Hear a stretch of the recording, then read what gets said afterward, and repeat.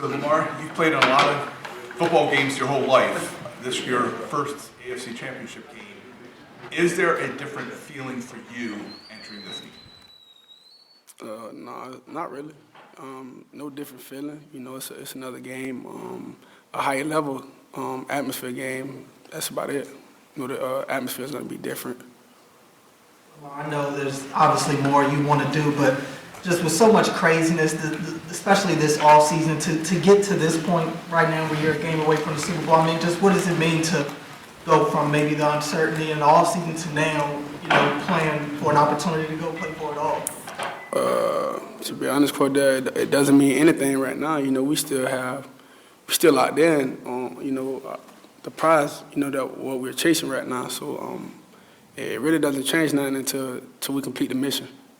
Mark, you talked about the atmosphere just a second ago. I mean, is that noise you're going to hear when you run out on Sunday, is that kind of part of what you had in mind the night you were drafted when you talked about bringing a Super Bowl to this city? No, because the mission isn't complete. You know, once that mission is complete, then I'm going to have an answer for you.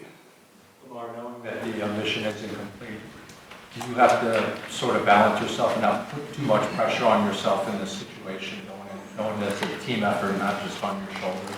No, not at all. You know, just for us to be in this situation, I wasn't putting pressure on myself. You know, I'm going into every game the same way, same mindset, just going one play at a time. You know the same, one play at a time, one game at a time, and that's pretty much been it. I don't put pressure on myself at all. Well, when you all traded for Roquan, what did he bring to this team and this franchise? Man, he brought the Ray Lewis juice back. You know, for our generation. The grit, you know, the everything, you know, the leadership, his poise, his aggression. You know, we needed that from our linebacker, from both of them. You know, him and Patrick, they doing a wonderful job. But Ro, he's just unbelievable. You know, we needed that, and I'm glad we got him. Eric did a great job. This is going to be the first playoff matchup between quarterbacks under 30 years old who are former MVPs. I know you're playing against the Chiefs defense, but everybody's going to talk about you and Pat Mahomes. What is it about that kind of matchup that you really like? What is it about competing against him that you really like? I don't like competing against him at all. But yeah, I mean, he's a great quarterback. Definitely a Hall of Famer. It's not even it's a no-brainer. He's definitely a Hall of Famer.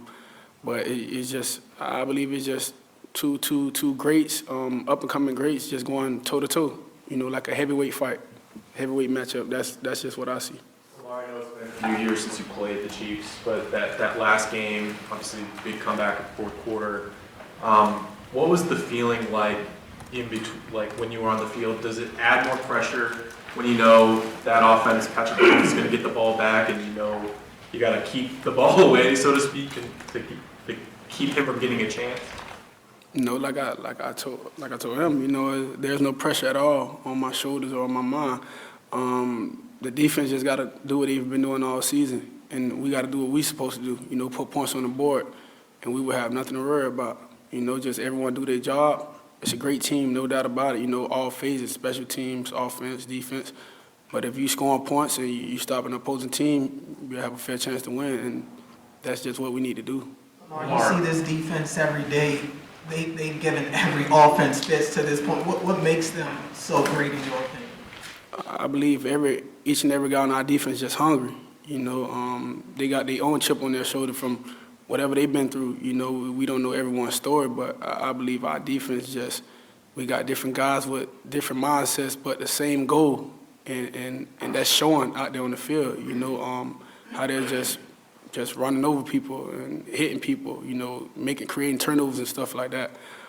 Man, our defense is just unique in their own way. He said, Eric DeCosta talks about how you know a lot about the South Florida guys coming out, and he trusts you when you kind of talk about one of those guys. When did you first hear about Zay Flowers, and why did you think he would be such a good fit for this offense you're building? I heard about Zay Flowers in youth football.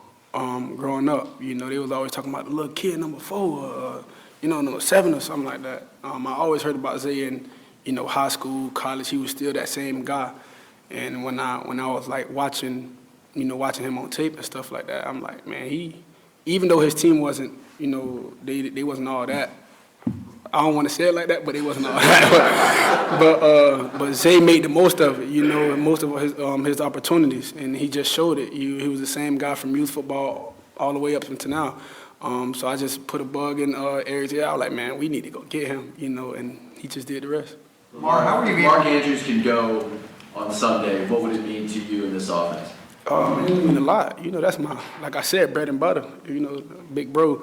But it'll definitely mean a lot. You know, we already got guys who stepped up, like Likely, you know, Bate, OB, Nelly, got Charlie, got all these guys that stepped up.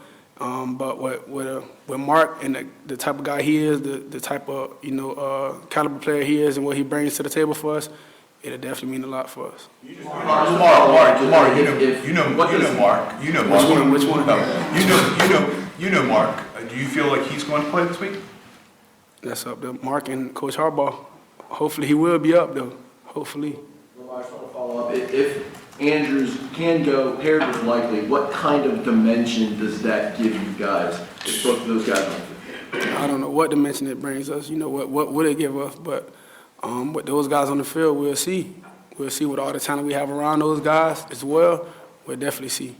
You know, you've talked a lot this year about being locked in. Yeah. What specifically, in what ways have you been, is that something you came into this season sort of specifically focused on, I'll just say like small details, things that I probably would like overshadow back, you know, years in the past.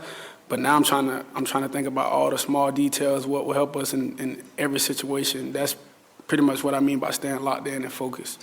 Every kid who plays this game thinks about playing in the Super Bowl. You're one game away. And as locked in as you are, you're allowed yourself to think about it. Yeah, that's why I have to focus on the AFC Championship and not the Super Bowl, because I did think about it, but we can't overshadow what's in front of us right now. Not at all. You know, those guys are the former Super Bowl champions, and to be a champion, you got to go through a champion, you know, so that's pretty much the mindset. For such a sort of game, a lot of people from overseas are traveling in. So last week from Ravens Club UK, Ravens Club Mexico, what does it mean for you guys as a group, all the support from all over the world? That's crazy. That's crazy, man. That's great to see. You know, our game is, you know, just spreading across the world like that, you know, and have fans from UK, and that's tremendous. I would never think we'll have fans, you know, from UK traveling to see this game. That's great.